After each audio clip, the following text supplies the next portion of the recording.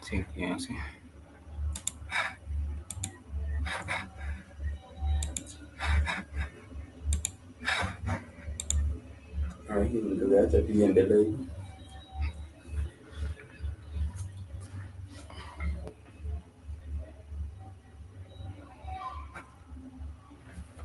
Blessed love people, karibuni sana kwenye biggest shop on the planet. This is Positive Vibes. Ndani ya Innocent Atina najulikana kama Collins Molekwa aka ukipenda niite Babs. Welcome to the show. This is your main man Spikes. Tomorrow naendelea vizuri, being on the 11th day of this particular month of March. Tuna hope mambo inaendelea freshi.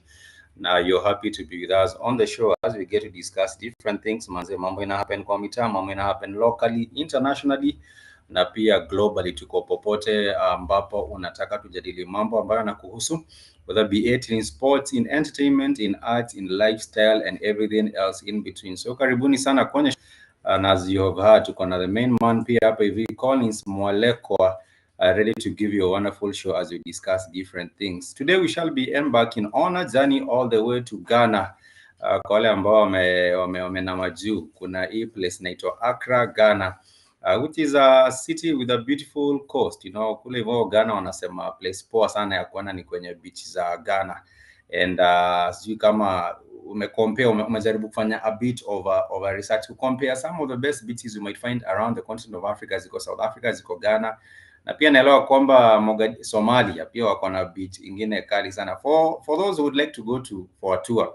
So kama Collins unataka kutua Somalia for vacation ama unaogopa mambo na hizi insecurity za Al-Shabaab? Insecurity ni kitu ya maana, lakini pia starehe na kupatia mwili shukrani pia ni kitu ya muhimu. So tunaweza sema anaweza penda kutoa Somalia pia ni venye kuna kaa. Labda pia history tunasikianga na huo pia si region yote ni tu some places. But hii place inaitwa Ghana kwanza na unasikia kuna the most attractive sites. Huko ningependa kuvisit, but there's a very big problem na huko Spikes.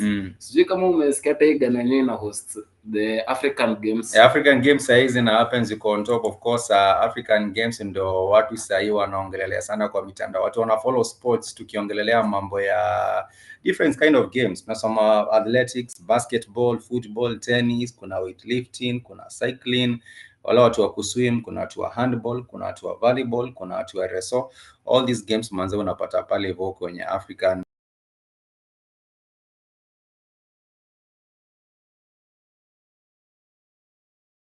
Alafu wakamu from all African Games wakazita games sasa African Games, na zilianza kitambo, wanasema zilianza from all the way back in 1965. You know, the first edition ili happen na kuweza kueleza watu which was the very first country to organize these particular games or to host these particular games. Easy games ili hostiwa in the Republic of Congo, which is a wonderful thing kuona back then in 1965 ndio countries mob zilikuwa zina gain independence. Kenya ilipata independence 1964 63, then ratification ikakuwa 1964. So unapata countries mob around this particular time ya 1965. Si countries zote Africa zilikuwa zimegain independence. Countries kama Zimbabwe zilikuwa nyuma, countries kama South Africa hazikuwa zimepata independence. Kuna countries zilikam kupata independence kutoka 1975 kuendelea juu. So hii time ya the first edition only 30 countries in Africa were able to go. Of course unajua Africa iko na countries 54. So unaweza jiuliza zile zingine 24 mbona hazikutokea? Some of them were still under the colonial administration, na mkiambiwa mwendi then inakuwa mwendi na mwendi. But games zimekuwa mingi, so many of the games. Alafu these games are organized by the African Union. If you also go back in history una realize the Organization of African Union ilikuwa imetengenezwa ikiwa OAU back then in 1963. So kutoka 1963 wakasema every 4 years watakuwa na have easy games, all Africa Games. Kwa nini all Africa Games back then? So it's all happened before wanasema hiki kitu inaitwa World Cup ama AFCON. Ndo kwanza hizi games Olympics happened before Olympics. Sorry, my apologies. So Spikes about the big issue ni hizi games. Hata despite the colonial rules and everything, hapa kuna kitu kubwa sana tunaongea about mismanagement of funds za hizi team. Concern mwana kwa mitandao kuna kitu ina trend sana. The South African team inakuja na basi, wanakuja na ndege wa kukua, wanalala kwa 5-star hotels, wamemanagewa vipoa. But tukiangalia pande nyingine ya DRC Congo, tuko na challenges nasema Kenya. Man, because tunaona hapa hivi kwa mitandao ati DRC Congo national team inalala kwa airport. At the same time the Kenyan team Gor Mahia inalala kwa airport. So what is happening? Mbona nini inaendelea hapa? Ni minister wanakula pesa, ni kile ina happen ni the team, because kila team lazima ikuwa na management yake. Unajua mkienda kwa competition kama hii, kuna wale wa coaches, kuna wale managers wa hiyo team ambao wana oversee kila kitu, wana coordinate kila kitu. So if you remember, kuna time National Olympics Council ilikuwa matatani huku hivi Kenya, kwa sababu walisemekana team venye resources walipewa za kwenda kumanage hii team to perform vizuri, the Kenyan team I'm talking about, hazikutumika. Most of the funds zili up kwa hizi officials wakazeka kwa mifuko, wakajitajisha wao wenyewe na at the expense of our athletes ambao wanaenda kuperform na kuparticipate kwa hizi tournaments. So in this case tumeona not the Ghanaian team, but tunaongelea about the team from DRC. Hii team ya DRC tumeonyeshwa wamelala kwa floor, na inaonekana kama kwamba pia ukiangalia ni tango environment, hata kama ni unafanya kazi kwa ofisi, work environment inafaa ikuwe at least iko conducive kukuwezesha kufanya ile kazi unafaa kufanya.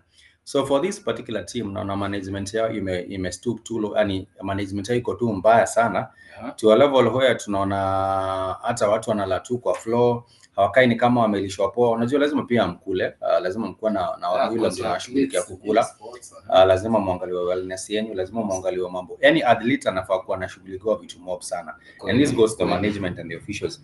But tukiangalia kwa this situation with this particular team, the DRC team, this is not the very first time hii situation ya kulala nje ina happen. Hii situation ya kukaa ukiwa na mambo ina happen. Wanasema also sometimes back, another DRC team was seen over 22 women sleeping in one room. Mnapeleka team of athletes, your athletes ambao wamejitolea sana, kwa sababu training si rahisi. Unapata like mtu ameamua sacrifice a whole lot of things so that they can go represent their country. They can also get some form of employment or get some earning, kwa sababu mtu akiingia kwa sport si anataka pia apate kitu anaweza some earning. But now the same scandal as officials. This was back then for the under 20 women's football team, which of course were facing Burundi.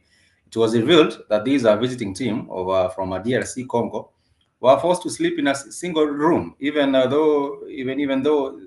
without enough beds.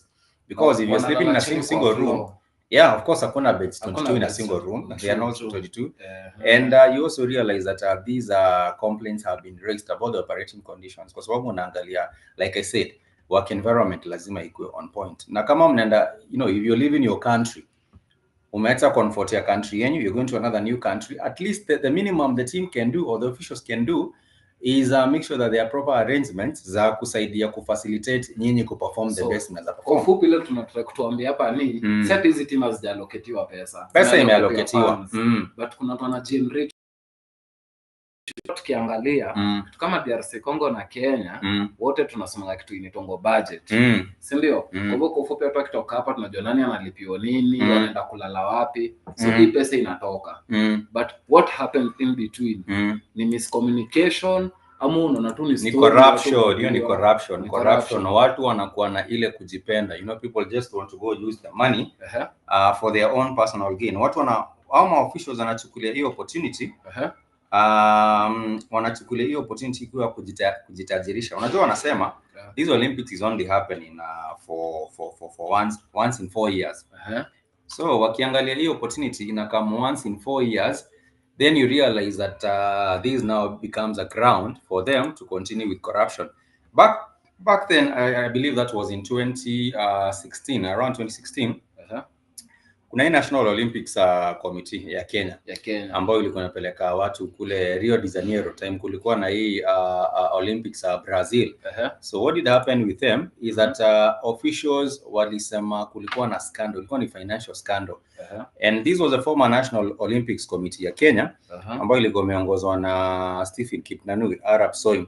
alisema he denied involvement in the Rio 2016 Olympics Games financial scandal because walipelekwa kwa koti because at the same time hamu expect your athletes walale kwa floor na in poor conditions and then expect them to perform. Haiwezi happen. True. Because your performance pia iko consumerate na how mnatreatiwa ama how the environment pia mnapewa.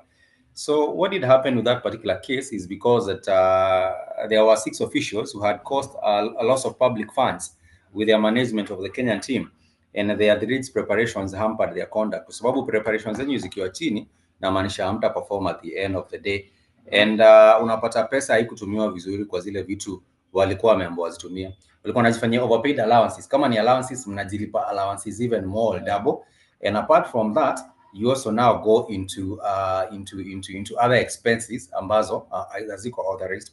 So back then in the case of Kenya there was this former sports minister alikuwa anaitwa Hassan Wario. Hassan Wario bado alikuwa alleged that he was also part of this particular scandal that cost Kenyans a whole lot of loss of money and also losing medals, kwa sababu medals pia mtapata. True. That is alafu pia hivi kwa hizi national teams umesema hizi ni games zinazochangwa Africa, si ndio? Na ni African teams zinacheza, kwa hivyo pale tuna expect 75% ya people wako blacks. Sijui ungependa kunielezaje, kwa sababu hapa kwa mtandao na South African teams 75% mtu mmoja ni black. Unashindwa tunaongelea the same South Africa ama tunaongelea South Africa gani? Hii South Africa ya Africa. Kuna kitu ina happen, and this actually brings a point home ambayo ni the power. If you look at the power structure in South Africa, power structure did not change even after apartheid. Unajua Mandela alikam after 1994 akakuwa president of South Africa, and then they said they took back power from the white colonialist ambao alikuwa na run your government.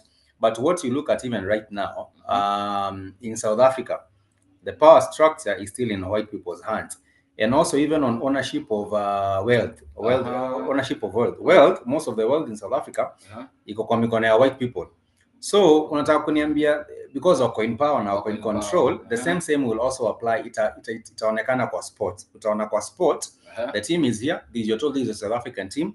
But tunauliza, where are the South Africans? Where are the black minority, black majority? Hawapatikani. The white minority rules South Africa.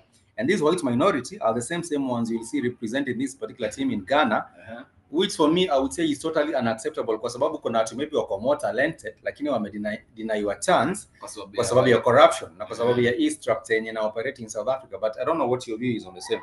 So mimi kwangu ningependa kusema hii team history na ndoli boys games au wenyewe tuna believe ni blacks. Kwani hawana sauti wakuja waseme hapa kuna makosa.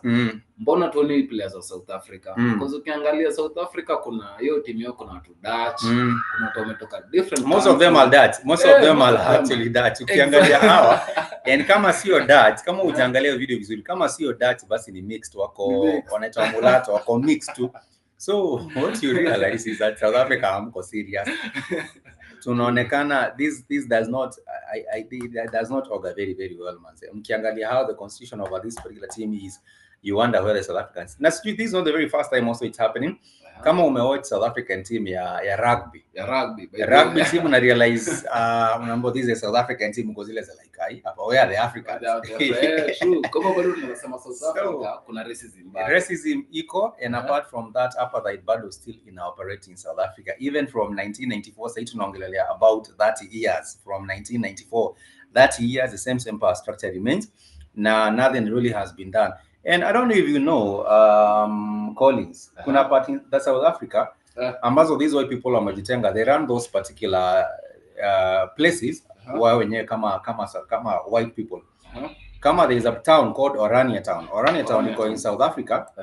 Na hii town ya Orania, unapatanga, it's a community that imejieka separate in South Africa.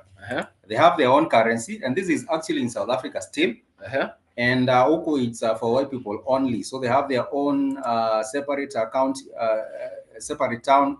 They have their own money, they have their own everything. Kama ni shule zao wako nazo huko. And then these are not the same people. These are the Dutch. These are Dutch as well. Only Dutch people. Na huko wanaongea Afrikaans, wanaongea Afrikaans. Hiyo ndo Karen ya huko. Hiyo ndio hata si Karen, they are not kuna piece wako na do, but if you look at this you find that apartheid is well alive in South Africa.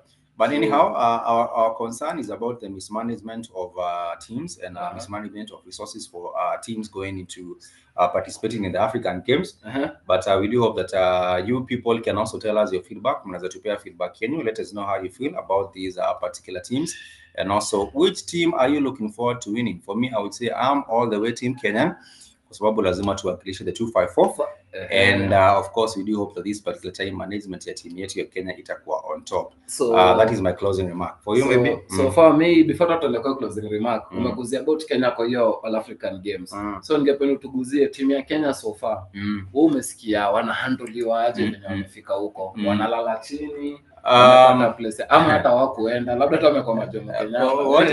What I've realized with this particular time is that Kenya has hosted these particular games. Kitu moja niseme, Kenya has hosted these particular games. That was way back in 1984. But what you realize, 1984 hadi leo, those are so many years ago. So many, but yeah, ni kama hatujai host. So what is happening right now with this particular current government? This Kenya Kwanza government is keen on showing people that they are pro sports. Of course, many Kalenjins have been involved with sports, especially marathon and athletics. Wakale wengi wana dominate your sport.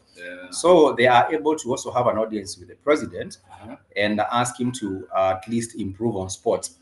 So what you'll find right now, we do have the Minister of Sports, anaitwa Ababu Namwamba. Ababu Namwamba, kuna ile program amekaa mnayo inaitwa Talanta Hela.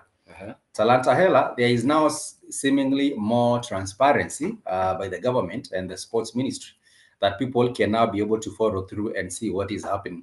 Unlike in other maybe other governments, government it wants to see more supportive of art, more supportive of sports, and it wants to see more supportive of opportunities for people who are involved in that area to create employment. So I would imagine, I'm really not particular on with all the information, but I would imagine the Kenyan team is having a better management and a better preparation for event here, All Africa Games, and also for the upcoming Olympics. That is my imagination. I might be wrong. We shall be keeping a close eye on these sports that we will be reporting to our listeners on what is happening in Ghana, and maybe perhaps that is just all I can say for now.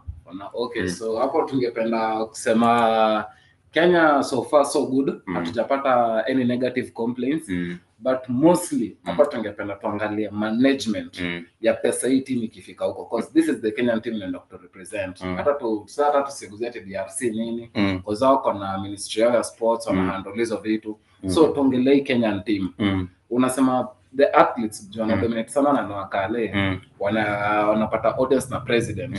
Kwa hivyo hapa tunaweza sema at some point kuna teams zimekuwa ignored kama the national team, tunasema the youth team, because so far kutoka hii Kenya Kwanza government iingie, tumesikia tu athletes ndo wana dominate nini. As a football, I think kumekuwa na interest pia, kwa sababu si umesikia there was the commissioning of the building of our stadiums, and this was one of the campaign promises ambayo hii Kenya Kwanza government iliyekelea, ikasema we'll be building stadiums zenye pia zitusaidia ku get ready to host the AFCON, and of course to host AFCON with other East African countries. True. But I think we have seen there is much more interest and investment towards sports right now. Shida ni sijui kama hii pace itakuwa sustained. Unajua mnaza invest the very first time, then from there projects zibaki hanging. So I'm yet to see on that particular front kama wataendelea kuzipromote ama what will happen at the end of the day. But for me, I just want to wish the Kenyan team a very successful run this particular time. Of course, athletics tunataka kuona more medals coming to our country. Hata kama in other track field games kwa field tunataka kuona more medals coming to our country, and that is just my opinion on the same matter. Maybe Collins, uko na another closing remark? Another closing remark tungependa kusema shukrani sana kwa each and everybody who ameweza keep it locked na wala ko tuned in. Unaweza get interactive on our social media pages. Personally unaweza mpata kwenye Instagram na Facebook at Collins Molekwa. Tunaweza chapiana hapo kwenye WhatsApp line yangu on 0799799066. Na pia ningependa kuish the Kenyan team success. Ningependa tu kuambia the national government tafadhali mseke pesa mingi huko kwa viwanja na kila kitu, msauke kwa pesa kwa mfuko ya mshahara watu kitu pia ni mase. muhimu, kwa sababu ndio utaenda umpatie mahali pa kulala umpe kiatu, but na kuja na medal, alafu tunaona pale nyumbani tena hana unga, amerudi tena kulima. So tungependa sana tungependa kusema pia the ministries of sports, tafadhali muangalie pesa venye inakuwa allocated. Msipatie tu mtu pesa kwa sababu ni rafiki yako. Unapata? Alafu pia specs communities kwa issue yetu.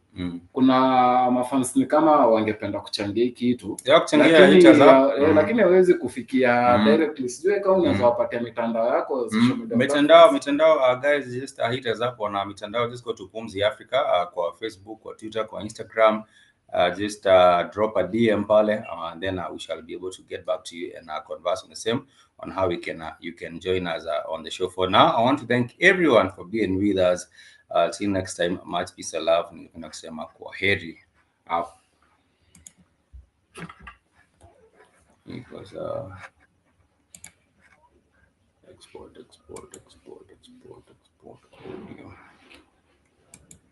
games.